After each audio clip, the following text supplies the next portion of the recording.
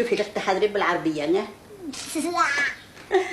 Tu parles rien que le français, il faut que tu apprends à parler aussi l'arabe. Tu es une fille arabe, tu es une fille des Arabes, mais tu habites la France. Tu es française ou arabe? Les deux. Les deux, les françaises et arabes. Yek.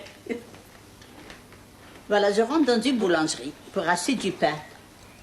Et en rentrant, après moi, deux dames européennes, c'était des coopérants, on avait des coopérants en Algérie.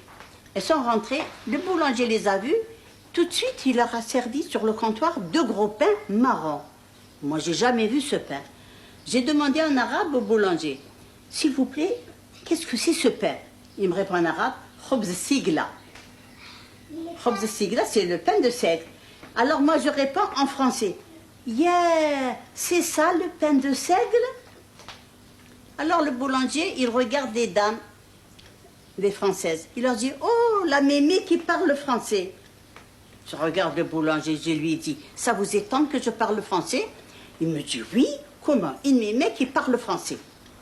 Je lui dis, écoutez fiston, à l'époque où moi, la mémé, je suis née, il y avait déjà la France qui avait planté ses racines dans le sol algérien. Si je parle français, c'est que j'ai vécu au milieu des Français et j'ai étudié le français.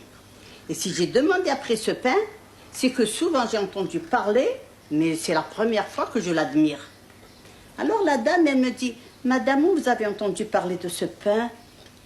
Je la regarde un moment et je lui dis, c'est Victor Hugo qui parle dans ses œuvres.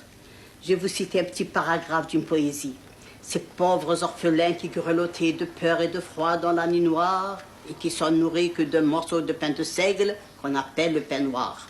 Victor Hugo. Elle n'a rien dit. Alors je regarde le boulanger et je lui dis, alors, ça vous étonne que la mémé parle français? Elle n'a pas dit